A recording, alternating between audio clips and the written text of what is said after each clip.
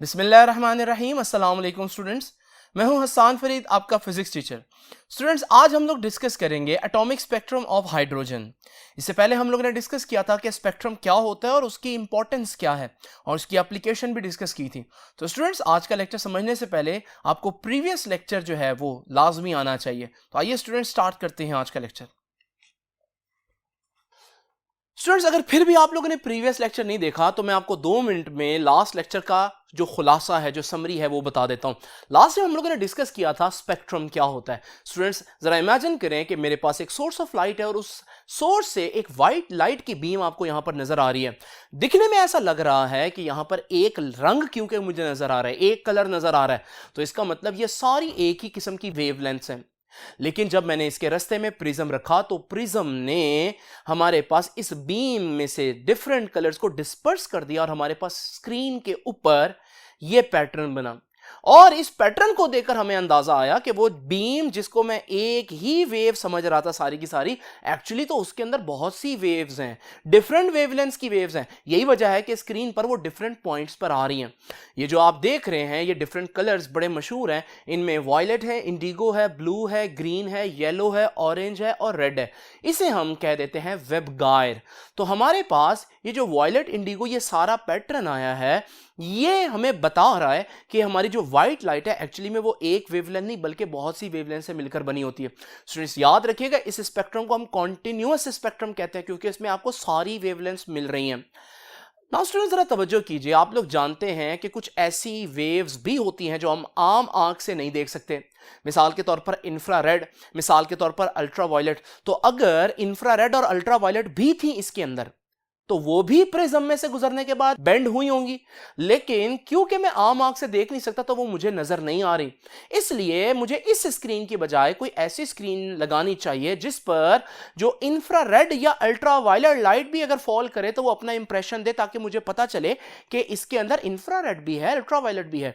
तो स्टूडेंट्स, उसके लिए हम क्या करेंगे, ये जो नॉर्मल स्क्रीन है इसको हटाकर हम एक फोटोग्राफिक प्लेट रख देते हैं। फोटोग्राफिक प्लेट में अच्छी बात क्या है, ये इतनी सेंसिटिव होती है कि अगर किसी जगह पर इंफ्रारेड या अल्ट्रावायलेट भी आए तो वहां पर ये इस फोटोग्राफिक प्लेट को फोगी कर देती हैं। तो हमें वो लाइंस जो है वो नजर आती हैं जिससे पता चलता है कि यहां अल्ट्रावायलेट, इंफ्रारेड, कोई ऐसी वेव्स भी हैं जो हमें नहीं दिख रही थी आम आंख से, लेकिन फोटोग्राफिक प्लेट के ऊपर वो हमें दिखाई दे रही होती हैं। तो स्पेक्ट्रम क्या है स्टूडेंट्स? स्पेक्ट्रम बेसिकली उस लाइट के बारे में सारी इंफॉर्मेशन बताने वाला एक पैटर्न है। ये जो आप देख रहे हैं ये आपका स्पेक्ट्रम है। नाउ स्टूडेंट्स, जरा तवज्जो कीजिए। ये उन दिनों की बात है जब हम ये जानना चाह रहे थे कि एटम के अंदर जो इलेक्ट्रॉन और जो न्यूक्लियस है वो एक दूसरे के साथ कैसे रहते हैं, यानी दूसरे अल्फाज में एटम का जो स्ट्रक्चर है वो कैसा है। एटम इतनी छोटी चीज है कि उसको आम आंख से देखना मेरे लिए मुमकिन नहीं है, तो फिर मुझे कोई इनडायरेक्ट तरीका ऐसा इजाद करना पड़ेगा जिससे मैं एटम को देखे बगैर अंदाजा लगा सकूं कि एटम के अंदर जो स्ट्रक्चर है वो क्या है।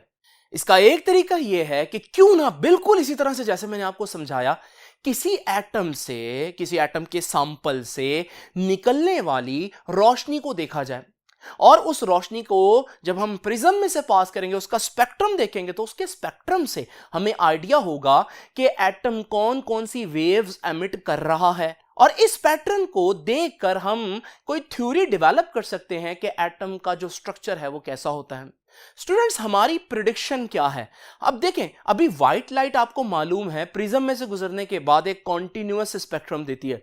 तो हमारी यहां पर प्रिडिक्शन या हमारी एक्सपेक्टेशन आप कह सकते हैं, हमारी उम्मीद क्या है कि जब आपके पास एटम का कोई सैंपल होगा तो एटम के सैंपल से अगर रोशनी निकले तो उसको प्रिज्म में से गुजारें तो हो सकता है वो भी हमें बिल्कुल वैसे ही कॉन्टिन्यूअस स्पेक्ट्रम दे।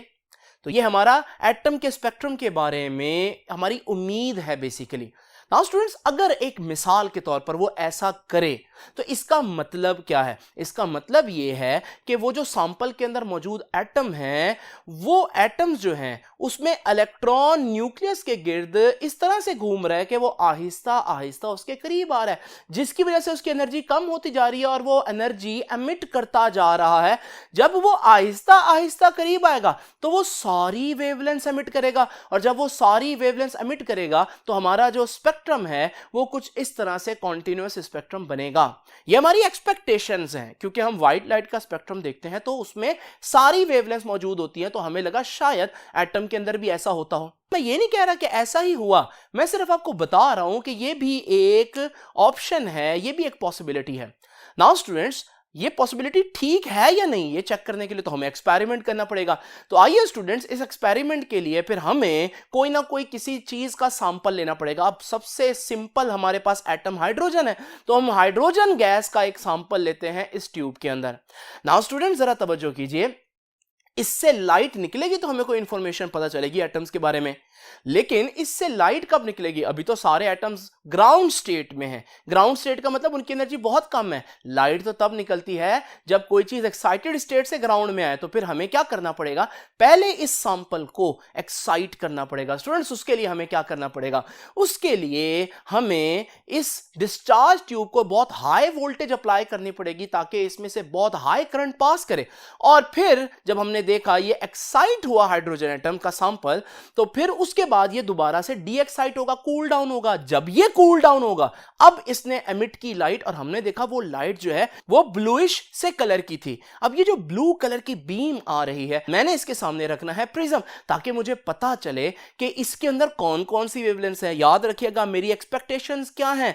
मुझे लग रहा है शायद इसके अंदर सारी वेवलेंथ होंगी, लेकिन स्टूडेंट्स जब मैंने इस प्रिज्म में से इसको पास करवाया तो फोटोग्राफिक प्लेट के ऊपर मुझे कुछ इस तरह से पैटर्न दिखाई दिया। और ये पैटर्न पर आपको वाज़े तौर पर नजर आ रहा है कि कुछ लाइंस हैं जिनमें बहुत सा गैप है। ये लाइन क्या बता रही है? ये लाइन बता रही है कि यहां पर लाइट जो है वो फॉल की है, और फिर ये गैप बता रहा है यहां कोई लाइट नहीं पहुंची, यानी ये वाली वेवलेंथ्स है ही नहीं मौजूद।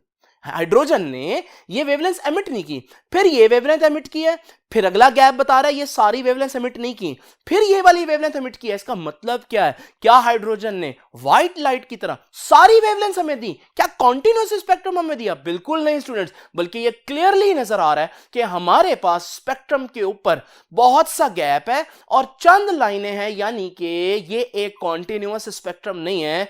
इसे हम कहते हैं कि ये एक लाइन स्पेक्ट्रम है। तो स्टूडेंट्स, सबसे पहली बड़ी ही कीमती इंफॉर्मेशन हमें पता चली कि एटम जो कि हाइड्रोजन है इस केस में, उससे निकलने वाला जो लाइट होती है उसके अंदर सारी वेवलेंथ नहीं होती, बल्कि वो कुछ वेवलेंथ एमिट करता है। तो इसका मतलब ये कौन सा स्पेक्ट्रम हुआ? Line spectrum. तो याद रखिएगा पहली चीज,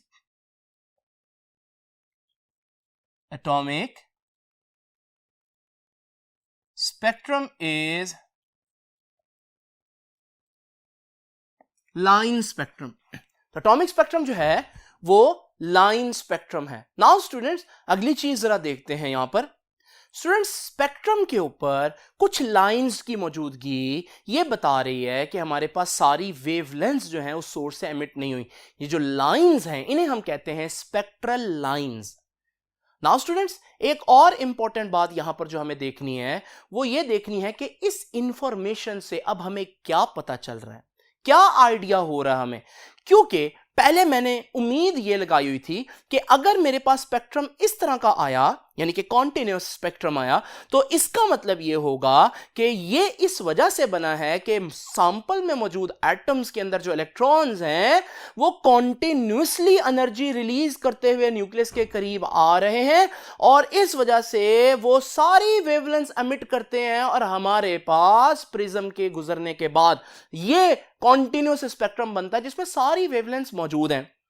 लेकिन ये मेरी एक्सपेक्टेशंस थी, और मेरा रिजल्ट मेरी एक्सपेक्टेशंस के मुताबिक नहीं आया, बल्कि मैंने देखा क्या? मैंने देखा ये कि जो हमारा सैंपल है उससे निकलने वाली लाइट जो है वो लाइन स्पेक्ट्रम दे रही है। इसका मतलब ये है कि इलेक्ट्रॉन एक ऑर्बिट से दूसरे पर जंप करता है, फिर नेक्स्ट पर जंप करता है, फिर नेक्स्ट पर जंप करता है, और energy different specific wavelength release करता है, सारी वेवलेंथ रिलीज नहीं करता। नाउ स्टूडेंट्स, ये तो हमारे पास हुआ इस पूरी स्पेक्ट्रम की कहानी। तो एटम का स्पेक्ट्रम जो है वो लाइन स्पेक्ट्रम है। लकीली हमारे पास ऐसा फार्मूला मौजूद है जिससे हम बता सकें कि इलेक्ट्रॉन जब एक ऑर्बिट से दूसरे ऑर्बिट पर जंप करेगा तो कितनी एनर्जी रिलीज करेगा। लेकिन स्टूडेंट्स याद रखिएगा, जब इलेक्ट्रॉन इस ऑर्बिट पे मौजूद है और वो इस पर जंप करने लगा, तो जहां पर जंप करेगा जो उसका टारगेट ऑर्बिट है उसे मैं P से रिप्रेजेंट करूंगा। तो आप यूं भी कह सकते हैं जहां पर जंप करेगा, तो पर में भी पी आ रहा है, तो यहां पर आपने इसको पी बोलना है। जहां से जंप कर रहा है, जो एक्चुअली उसका इनिशियल ऑर्बिट है, उसे मैं एन से रिप्रेजेंट करूंगा। तो स्टूडेंट्स ये बड़ी इंपॉर्टेंट बात है। तो एक्चुअली में इलेक्ट्रॉन जो है वो अगर यहां से यहां जंप करता है तो ये ऑर्बिट जो है वो एन है और ये पी है, और अगर वो यहां से यहां जंप करता है तो फिर ये एन है और ये पी है। ये आप लोगों ने याद रखना है। नाउ स्टूडेंट्स, वो फॉर्मूला क्या है जिससे मैं बता सकता हूं कि इलेक्ट्रॉन अगर यहां से यहां जंप करेगा तो उसकी वेवलेंथ क्या होगी? वो फॉर्मूला है स्टूडेंट्स हमारे पास 1/λ is equal to R H into 1/p square minus 1/n square. Now students, जैसे कि मैं बता चुका हूं, P क्या है? P तो वो ऑर्बिट है जहां पर जंप करना है। N क्या है? N वो ऑर्बिट है जहां से जंप करना है। लैम्डा वो वेवलेंथ है जो आपने फाइंड आउट करनी है, या वो वेवलेंथ जो जब N से P पर जंप करेगा तो उसने जो एनर्जी रिलीज करनी है उसकी वेवलेंथ लैम्डा होगी। इंपॉर्टेंट चीज है ये RH। RH के बारे में याद रखिएगा, it is called Rydberg constant, और रिडबर्ग की कांस्टेंट की वैल्यू जो है वो है 1.0974 इंटू 10⁻⁷, और यूनिट देखिए पर मीटर। तो स्टूडेंट्स ये है हमारे पास बेसिकली रिडबर्ग कांस्टेंट की वैल्यू। तो आपको वेवलेंथ अगर फाइंड आउट करनी है कि दो ऑर्बिट्स में जब जंप होगा तो हमारे पास कौन सी वेवलेंथ एमिट होगी, इसके लिए सिर्फ दो बातें मालूम होनी चाहिए, और वो क्या है? एक तो वो ऑर्बिट जहां से जंप हो रहा है, और एक वो ऑर्बिट जहां पर जंप हो रहा है। नाउ स्टूडेंट्स जरा तवज्जो कीजिए, आइए दोबारा देखते हैं उस स्पेक्ट्रम को। अब मैं इस स्पेक्ट्रम को अगर गौर से देखूं तो मुझे चंद बिखरी हुई लाइंस नजर आ रही हैं। बज़ाहिर ऐसा लग रहा है जैसे इनमें कोई पैटर्न मौजूद नहीं है, लेकिन स्टूडेंट्स अगर आप गौर से देखें तो मैं इन सारी लाइंस को 5 ग्रुप्स में डिवाइड कर सकता हूं। जरा गौर से देखिए, ये मेरे पास एक ग्रुप नहीं बन रहा लाइंस का, ऑल्दो ये लाइंस में भी थोड़ा थोड़ा गैप है, लेकिन आप देखें अगर बाकी लाइंस के मुकाबले में तो ये लाइंस आपस में काफी हद तक करीब हैं। तो मैं कह सकता हूं किसी वजह से ये लाइंस जो है ना ये करीब करीब हैं। इसकी वजह मुझे जानना है, लेकिन ये तो फैक्ट है कि ये करीब है, तो मैं इसको एक ग्रुप कह देता हूं। इसी तरह से ये जो ग्रुप है, यहां पर भी आप देखें कि लाइंस काफी करीब करीब हैं एक दूसरे के, और फिर ये ग्रुप भी हम बना सकते हैं, ये भी बना सकते हैं, और ये ग्रुप भी बना सकते हैं। स्टूडेंट्स इन्हें कहते हैं स्पेक्ट्रल सीरीज। तो कितनी स्पेक्ट्रल सीरीज है हाइड्रोजन के एटॉमिक स्पेक्ट्रम में? कितने ग्रुप्स में हम उसके स्पेक्ट्रम को डिवाइड कर सकते हैं? तो 5 ग्रुप बना सकते हैं। नाउ स्टूडेंट्स याद रखिएगा, अभी हम इस तरफ आएंगे इस बात पर कि ये स्पेक्ट्रम में मैंने इसी को एक ग्रुप क्यों बनाया है और इसको ही एक ग्रुप क्यों बनाना है। इसमें कोई खास कॉमन बात तो होगी ना, तभी तो इनकी लाइंस करीब करीब है एक ग्रुप के अंदर। नाउ स्टूडेंट्स पहले मैं इनके नाम बता दूं। ये जो हमारे पास स्पेक्ट्रल सीरीज है ये है लाइमन सीरीज, ये दूसरी जो है इसे कहते हैं बाल्मर सीरीज, ये थर्ड जो है ये हमारे पास कहलाती है Paschen series, then Brackett series and then फर्न सीरीज। तो ये 5 स्पेक्ट्रल सीरीज हैं जिनके यहां पर भी मैंने आपके सामने नाम लिखे, Lyman series, Balmer series, Paschen, Brackett and फर्न सीरीज। नाउ स्टूडेंट्स जरा तवज्जो कीजिए, दोबारा देखें उस एटॉमिक स्पेक्ट्रम को। उस एटॉमिक स्पेक्ट्रम के अंदर ये जो ग्रुप है लाइमन सीरीज, इसको जरा देखते हैं। आप देख रहे हैं इसके अंदर लाइंस आपस में काफी करीब करीब हैं। उसकी वजह क्या है? कोई तो कॉमन बात है इन सारी लाइनों की आपस में, जिसकी वजह से इनकी जो पोजीशन है स्पेक्ट्रम के ऊपर वो करीब करीब है। अच्छा, पोजीशन करीब होने का मतलब क्या है? पोजीशन करीब होने का मतलब ये है कि इनकी वेवलेंथ आपस में करीब करीब है। जो स्पेक्ट्रम में लाइंस करीब होंगी उतनी उनकी वेवलेंथ आपस में करीब करीब होगी, क्लोज होगी। नाउ स्टूडेंट्स अब ये मैं आपको सीक्रेट बताता चलता हूं कि एक्चुअली में इसको मैंने एक ग्रुप क्यों बनाया, इनमें क्या कॉमन बात है। स्टूडेंट्स मैंने आपको बताया अभी कि हमारे पास इलेक्ट्रॉन जब जंप करता है हायर ऑर्बिट से लोअर ऑर्बिट पर, तो हायर ऑर्बिट को n बोलेंगे और लोअर ऑर्बिट को हम p बोलेंगे। स्टूडेंट्स कितनी एनर्जी रिलीज होगी ये डिपेंड करता है n की वैल्यू क्या है और p की वैल्यू, कहां से जंप कर रहा है और कहां पर जंप कर रहा है। लेकिन स्टूडेंट्स मैंने जब नोट किया तो मुझे पता चला कि एक्चुअली में डिपेंड तो दोनों पे ही करता है, लेकिन ज्यादा डिपेंडेंस जो है, ज्यादा डिसाइडिंग फैक्टर जो है वो एक्चुअली ये बात है कि इलेक्ट्रॉन कहां पर जंप कर रहा है। जब इनका टारगेट एरिया इलेक्ट्रॉन्स का सेम होगा, यानी उनको जो जहां पर जंप करनी है वो जंप जो है वो सेम जगह पर करेंगे, तो उनकी वेवलेंथ जो है वो करीब करीब होंगी। तो बेसिकली वो जो स्पेक्ट्रम के अंदर लाइमन सीरीज है, इसका मतलब ये है कि ये लाइमन सीरीज क्यों बनी है, ये सारी जो वेव्स इधर आई हैं, ये वेव्स में जो इनका टारगेट एरिया था, यानी इलेक्ट्रॉन ने जहां जंप किया वो सेम है। और लाइमन सीरीज के केस में इलेक्ट्रॉन ने कहां जंप किया, पहले ऑर्बिट पर। तो इसका मतलब अगर मैं आपको दिखाऊं ये सीरीज कैसे बनी, तो कुछ इस तरह से हम देखेंगे कि हाइड्रोजन का सैंपल है, हाइड्रोजन के सैंपल में किसी एटम में इलेक्ट्रॉन दूसरे ऑर्बिट में मौजूद था और उसने पहले पर जंप किया। तो इस सूरत में जो वेव निकली वो वेव प्रिज्म में से गुजरने के बाद यहां पहुंची। इसी तरह से स्टूडेंट्स, कोई एटम ऐसा भी तो होगा जिसमें इलेक्ट्रॉन तीसरे ऑर्बिट पर था, अच्छा उसने भी जंप करके अगर वो पहले पर आ जाए तो वो भी तो टारगेट सेम हो गया ना, वो भी तो पहले पर आ गया। इस सूरत में जो एनर्जी रिलीज होगी वो पहले के मुकाबले में थोड़ी डिफरेंट होगी, लेकिन इतनी डिफरेंट नहीं होगी। यही वजह है कि प्रिज्म में से गुजरने के बाद वो उसी के करीब उसी ग्रुप के अंदर होगी। नाउ स्टूडेंट्स, इसी तरह से कोई एटम ऐसा होगा जिसमें चौथे से पहले पर जंप होगा, तो उसकी वेव जो है वो हमें यहां पर मिलेगी। और इस तरह से आप देख सकते हैं कि लाइमन सीरीज की सारी वेव्स आपस में एक ग्रुप में क्यों बन रही हैं, क्योंकि इनमें एक कॉमन बात है, और वो कॉमन बात क्या है कि सबका टारगेट साइड, टारगेट एरिया जो है वो सेम है। अच्छा, मैं ये जो चीज आप लोगों को अभी दिखाई, जो डिफरेंट एटम्स में दिखाए, मैं एक एटम में आपको इसको सिमुलेट करके दिखा देता हूं, तो कुछ इस तरह से नजर आएगा कि ये सारे ऑर्बिट्स हैं आपके सामने, और हमारे पास जो इलेक्ट्रॉन है वो दूसरे ऑर्बिट पर भी है, वो तीसरे पर भी है, चौथे पर भी, पांचवें पर भी। तो जब ये इलेक्ट्रॉन जो हैं वो डी एक्साइट होकर फर्स्ट ऑर्बिट पर आएंगे, तो ये सारी वेव्स जो एमिट होंगी डिफरेंट वेवलेंथ की होंगी, लेकिन इनकी वेवलेंथ करीब करीब होंगी। यही वजह है कि जब ये स्पेक्ट्रम पर इनकी पोजीशन देखेंगे तो वो भी करीब करीब होगी, और ये सारी लाइमन सीरीज है। तो इसका मतलब लाइमन सीरीज कब बनती है, जब इलेक्ट्रॉन जहां मर्जी से जंप करे, जहां मर्जी से जंप करे, कहां पर करे, लेकिन फर्स्ट ऑर्बिट पर। तो जब भी फर्स्ट ऑर्बिट पर जंप हो हाइड्रोजन के केस में, जहां मर्जी से हो जाए, इससे कोई फर्क नहीं पड़ता, वो जो आपकी वेवलेंथ होगी वो स्पेक्ट्रल सीरीज नंबर 1 यानी लाइमन सीरीज का पार्ट बनेगी।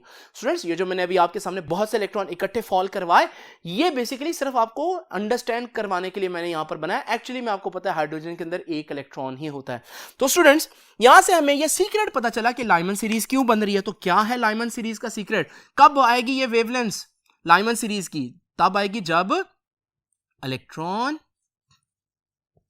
जंप करे फ्रॉम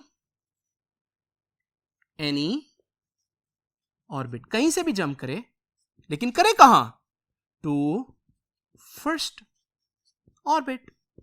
तो अगर इलेक्ट्रॉन कहीं से भी जंप करे लेकिन फर्स्ट ऑर्बिट पर जंप करे, जब फर्स्ट ऑर्बिट पर जंप करेंगे तो मैं कह सकता हूं कि बेसिकली मैं कहना चाह रहा हूं पी की वैल्यू 1 होगी।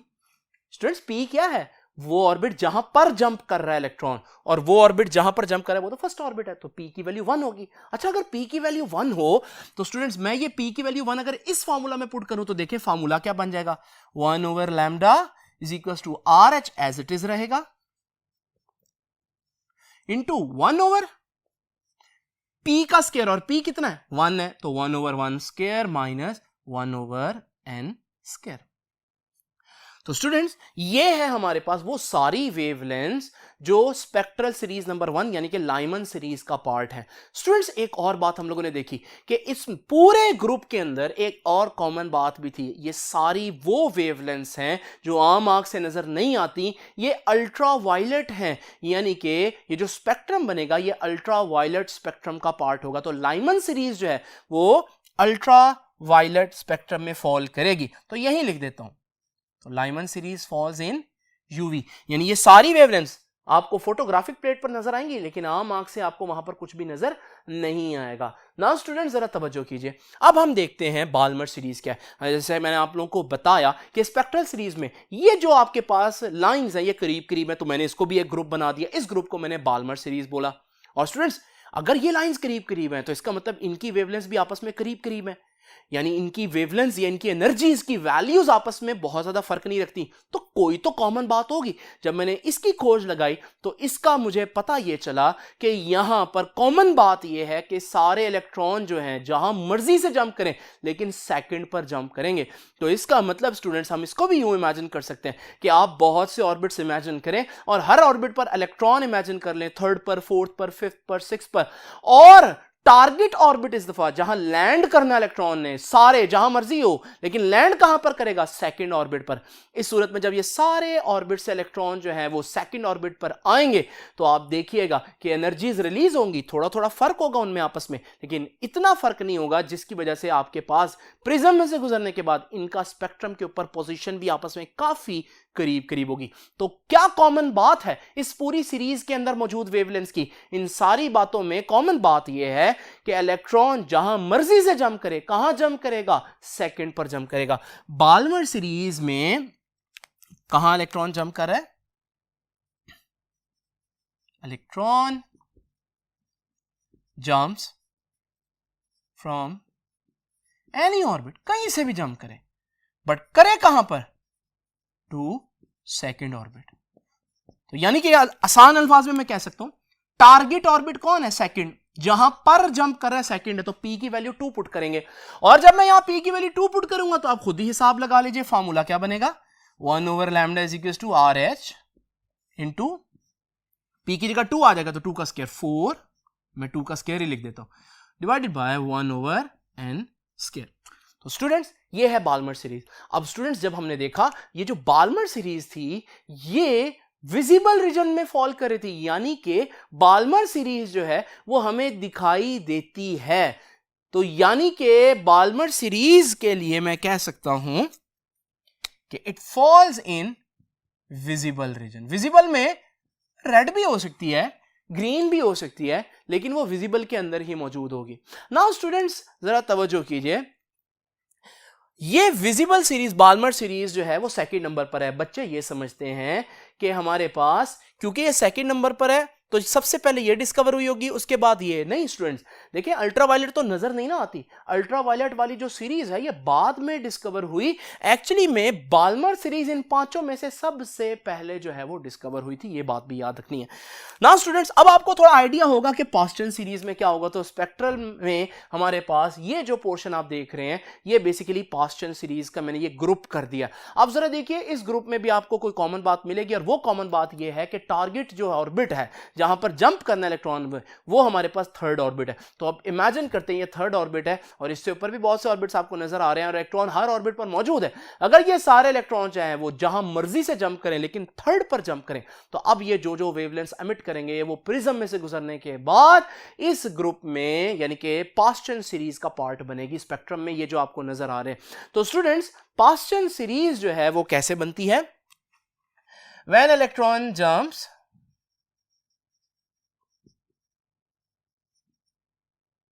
फ्रॉम एनी ऑर्बिट, कहीं से मर्जी आ जाए लेकिन आए कहां पर? To third orbit. इस सूरत में थर्ड ऑर्बिट है तो पी की वैल्यू 3 होगी। और स्टूडेंट्स ये फार्मूला क्या बन जाएगा अब आप लोग खुद ही देख लीजिए, 1/λ is equal to RH into 1/3 square minus 1/n square. Students हम लोगों ने देखा कि पास्टन सीरीज जो है वो भी हमें आम आंख से नजर नहीं आती, ये इंफ्रारेड कैटेगरी में फॉल करती है। तो ये भी आप लोग याद रखिएगा, पास्टन सीरीज जो है वो इंफ्रारेड है। नाउ स्टूडेंट्स ये ब्रैकेट सीरीज देख लीजिए, अब आपको पता चल गया है अगर इसमें फर्स्ट पर जंप हो रहा है, इसमें सेकंड पर हो रहा है, इसमें थर्ड पर जंप हो रहा है, तो डेफिनेटली ब्रैकेट सीरीज में फिर फोर्थ पर जंप होगा। तो electron jumps from any orbit to fourth orbit, और p की वैल्यू 4 होगी। और जब ये p की वैल्यू 4 हम पुट करेंगे फार्मूला के अंदर, इसी फार्मूला में, तो 1/λ इज इक्वल टू RH 1/4 का स्क्वायर माइनस 1/n का square. And then last but not the least, सबसे इंपॉर्टेंट हमारे पास ये बात भी है कि ब्रैकेट सीरीज के अंदर जो रेडिएशन थी वो भी सारी इंफ्रारेड थी। और स्टूडेंट्स इसमें आप लोग जानते हैं कहां जंप होगा, electron jump from any orbit to fifth orbit. तो इस सूरत में p की वैल्यू 5 होगी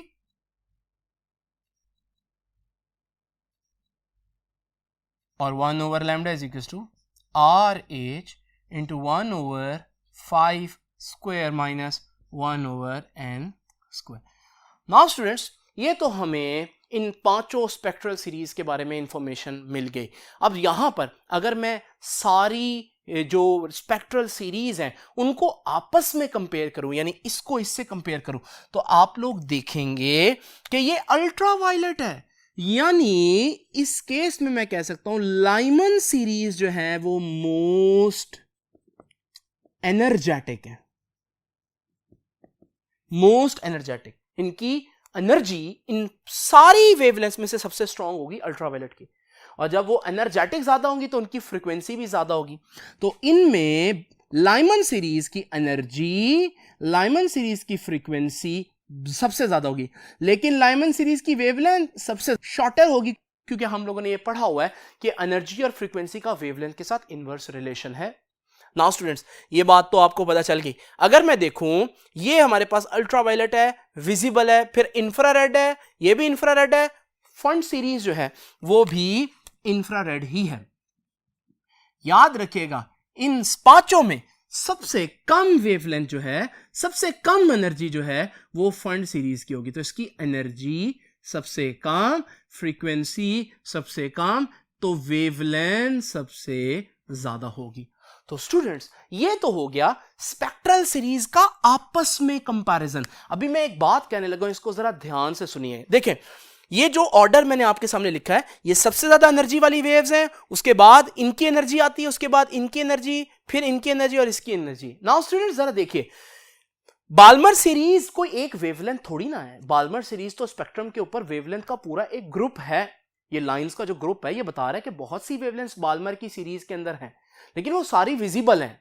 अब जरा देखिए, बाल्मर की जो सबसे वीक होगी, जो सबसे वीक होगी वो इस पास्चन सीरीज की सबसे स्ट्रॉन्गेस्ट से भी ज्यादा स्ट्रॉन्गर एनर्जी की होगी, क्योंकि ये इंफ्रारेड है और ये विजिबल है। तो स्टूडेंट्स दोबारा से देख लीजिए कि हमारे पास बाल्मर सीरीज की जो सबसे वीक रेडिएशन होगी एनर्जी में, सबसे कम एनर्जी वाली, वो इसकी सबसे ज्यादा एनर्जी वाले से भी ज्यादा होगी। यानी आप इसको यूं इमेजिन कर सकते हैं कि ये एक ऐसा टाउन है जहां बहुत अमीर लोग रहते हैं और ये एक ऐसा टाउन है जहां बहुत गरीब लोग रहते हैं। तो इस गरीब टाउन के अंदर जो सबसे अमीर बंदा होगा इस टाउन का, वो इस टाउन के गरीब बंदे से भी गरीब ही होगा ना, क्योंकि ये इतना रिच टाउन है। तो यहां पर ये एनर्जी की एग्जांपल आप लोगों ने याद रखनी है। स्टूडेंट्स ये तो हो गया एक स्पेक्ट्रल सीरीज का दूसरी स्पेक्ट्रल सीरीज से कंपैरिजन, लेकिन एक इंपॉर्टेंट चीज है और वो ये है कि मेरे पास ये जो लाइमन सीरीज है, ये तो पता चल गया ये बाकियों चारों के लिहाज से सबसे ज्यादा एनर्जी रखती है, लेकिन इसके अंदर अगर मैं आपस में कंपैरिजन करूं तो कौन सी जो वेव है सबसे ज्यादा एनर्जी वाली होगी। इसके लिए हमें देखना पड़ेगा स्टूडेंट्स कि किस तरह से हम डिसाइड करेंगे किसकी एनर्जी ज्यादा या एनर्जी कम, या वेवलेंथ ज्यादा और वेवलेंथ कम होगी। तो चलते हैं नेक्स्ट बोर्ड पर और ये जानते हैं कि हम ये किस तरह से पता लगाएंगे कि इस पूरी सीरीज के अंदर सबसे मैक्सिमम वेवलेंथ और मिनिमम वेवलेंथ कौन एमिट करेगा। तो स्टूडेंट्स जरा देखते हैं लैम्डा मैक्सिमम, लैम्डा मिनिमम। तो अब जरा ध्यान करें, मैक्सिमम वेवलेंथ, अच्छा मैक्सिमम वेवलेंथ का मतलब मिनिमम एनर्जी, क्योंकि इनवर्स रिलेशन है, एनर्जी के लिहाज से समझते हैं। मिनिमम वेवलेंथ का मतलब मैक्सिमम एनर्जी। अब मैं एग्जांपल लेकर चलूंगा किसकी, लाइमन सीरीज की, लेकिन याद रखिएगा ये कॉन्सेप्ट सारी सीरीज पर अप्लाई होगा। नाउ स्टूडेंट जरा तवज्जो कीजिए, लाइमन सीरीज क्या है? जब इलेक्ट्रॉन कहां पर जंप करे? जब इलेक्ट्रॉन जंप करे सेकंड ऑर्बिट पर, जब इलेक्ट्रॉन जंप करे फर्स्ट ऑर्बिट पर, तो जब वो फर्स्ट ऑर्बिट पर जंप करेगा तो क्या क्या पॉसिबिलिटीज हैं? मुमकिन है कि एक इलेक्ट्रॉन सेकंड से फर्स्ट पर जंप करे, एक थर्ड से फर्स्ट पर जंप करे, एक फोर्थ से फर्स्ट पर जंप करे। अब आपको मालूम है वो कितनी एनर्जी रिलीज करेगा? जितना एनर्जी गैप ज्यादा होगा। मिसाल के तौर पर अगर मैं कंपेयर करूं इन दो केसेस को, जिसमें एक इलेक्ट्रॉन तीसरे से पहले पर जंप कर रहा है और दूसरे में एक इलेक्ट्रॉन पांचवें से पहले पर जंप कर रहा है, दोनों वेवलेंथ जो निकलेंगी वो लाइमन सीरीज में होंगी। लेकिन आप देख रहे हैं पांचवें और पहले के दरमियान एनर्जी का गैप ज्यादा है, तो ये जो वेव होगी इसकी एनर्जी ज्यादा होगी, और जिसकी एनर्जी ज्यादा उसकी वेवलेंथ कम होती है। इसका मतलब इलेक्ट्रॉन अगर फर्स्ट पर जंप कर रहा है लाइमन के अंदर, तो जितना दूर से जंप करेगा क्योंकि एनर्जी गैप बढ़ जाएगा, तो फिर हमारे पास जो एनर्जी रिलीज होगी वो मैक्सिमम होगी, यानी वेवलेंथ मिनिमम होगी। तो अगर मैं एनर्जी गैप बढ़ाऊं तो आपको मालूम है सबसे दूर इलेक्ट्रॉन कहां पर हो सकता है? इंफिनिटी पर। तो अगर इंफिनिटी से एक इलेक्ट्रॉन जंप करे तो फिर वो जो लाइमन सीरीज में रिलीज होगी वेवलेंथ, वो मैक्सिमम एनर्जी या मिनिमम वेवलेंथ की होगी। यानी किसी भी स्पेक्ट्रल सीरीज की अगर आपने मिनिमम वेवलेंथ निकालनी है, मिनिमम वेवलेंथ, तो कहां से इलेक्ट्रॉन को जंप करवाना है? बहुत दूर, यानी कि इंफिनिटी से। तो आपने एन की वैल्यू क्या पुट करनी है?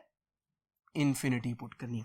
नाउ स्टूडेंट जरा तवज्जो कीजिए, अगर आप चाहते हैं मैक्सिमम वेवलेंथ निकालना, मैक्सिमम वेवलेंथ का मतलब मिनिमम एनर्जी, तो अगर पहले ऑर्बिट पर जंप करना है इलेक्ट्रॉन ने, तो कम से कम एनर्जी कब रिलीज होगी? जब गैप जो है वो कम से कम होगा। और सबसे कम गैप कौन है? इसके बिल्कुल साथ वाला ऑर्बिट देख लें, वो साथ वाला ऑर्बिट सबसे क्लोजेस्ट ऑर्बिट है। यानी अगर दूसरे से पहले पर जंप हो तो ये लाइमन सीरीज के अंदर सबसे कम एनर्जी वाली वेव होगी, और हम ये भी कह सकते हैं कि ये सबसे ज्यादा वेवलेंथ रखती है। तो स्टूडेंट्स, मैक्सिमम वेवलेंथ के लिए आप कहां पर जंप कराएंगे? अगर फर्स्ट पर जंप होना है तो सेकंड से जंप करवा दें। तो मैं कह सकता हूं n कितना होना चाहिए? p+1। p+1 का मतलब क्या है? p वो ऑर्बिट है जहां पर जंप होना है, तो +1 का क्या मतलब है? एक ऊपर से जंप करवाना है, बिल्कुल साथ वाले कंसेक्यूटिव ऑर्बिट से जंप करवाना है आपने। वापस फर्स्ट बोर्ड पर चलते हैं और एक दफा बाल्मर सीरीज को गौर से देखते हैं। तो ये बाल्मर सीरीज है। बाल्मर सीरीज के अंदर भी अगर आप मैक्सिमम वेवलेंथ देखना चाहते हैं कब रिलीज होगी, तो आप कहां से जंप करवाएंगे स्टूडेंट्स? n की वैल्यू क्या पुट करेंगे? n वो ऑर्बिट है जहां से जंप करना है, तो यहां पर दूसरे पर जंप हो रहा है ना, तो n की वैल्यू क्या होगी? 3, यानी कि बिल्कुल साथ वाले से जंप करवाना है। और मिनिमम वेवलेंथ के लिए अब बहुत दूर से जंप कराएंगे, यानी कि इंफिनिटी से जंप करवाएंगे। बिल्कुल ऐसे यहां पर भी होगा। आप अगर मैक्सिमम वेवलेंथ निकालना चाहते हैं तो मैक्सिमम वेवलेंथ के लिए बिल्कुल साथ वाले से जंप करवाएं। अब ये 3 है, 3 पर जंप हो रहा है, तो साथ वाला क्या होगा? 4 होगा, तो n के लिए 4। और मिनिमम वेवलेंथ के लिए बहुत दूर से जंप करवाएंगे, और बहुत दूर तो इंफिनिटी बनता है। बिल्कुल ऐसे यहां पर भी होगा। तो जनरली मैं कह सकता हूं, जनरली सारों के लिए मिलाकर यह बात कह सकता हूं कि सारी वेवलेंथ्स में अगर आप हर स्पेक्ट्रल सीरीज में मैक्सिमम वेवलेंथ निकालना चाहते हैं तो उसके लिए आप n की वैल्यू p से 1 ज्यादा रखो। अगर फर्स्ट पर जंप हो रहा है तो सेकंड से करवाओ, अगर सेकंड पर जंप हो रहा है तो थर्ड से करवाओ, थर्ड पर जंप हो रहा है तो फोर्थ से करवाओ, तब आपके पास उस सीरीज की मैक्सिमम वेवलेंथ आएगी। और मिनिमम वेवलेंथ के लिए मैं आपको बता चुका हूं, आपने इंफिनिटी पुट करना है। तो स्टूडेंट्स, बेसिकली अगर आप बुक की अपनी ये डायग्राम देखें स्पेक्ट्रम वाली, तो इस स्पेक्ट्रम में आपको यहां पर ये जो विजिबल की वेव नजर आ रही है, ये वो वेव है जो इस विजिबल के अंदर मैक्सिमम वेवलेंथ रखती है। और ये जो विजिबल स्पेक्ट्रम है, इसमें ये जो आपको नजर आ रही है लाइन, ये मिनिमम वेवलेंथ को रिप्रेजेंट कर रही है। तो इसका मतलब क्योंकि ये बाल्मर सीरीज है, तो ये जो लैम्डा मैक्सिमम है, ये कौन सी वेव है जो कब रिलीज हुई? जब हाइड्रोजन ने जंप किया सेकंड ऑर्बिट पर। बट कहां से? ये जब इसने बिल्कुल साथ वाले से, यानी कि थर्ड से सेकंड पर जंप किया। और ये लाइन ये रिप्रेजेंट कर रही है कि ये जो वेव है ये कब रिलीज हुई? जब हमारे पास जो इलेक्ट्रॉन है उसने इंफिनिटी से सेकंड ऑर्बिट पर जंप किया। तो स्टूडेंट्स, ये हमारे पास सारी इंफॉर्मेशन है जो मैंने आज आप लोगों को बताई है। आई होप कि ये लेक्चर आपको समझ में आ गया होगा। आपसे अब इंशाल्लाह मुलाकात होगी नेक्स्ट लेक्चर में। तब तक के लिए अल्लाह हाफिज़।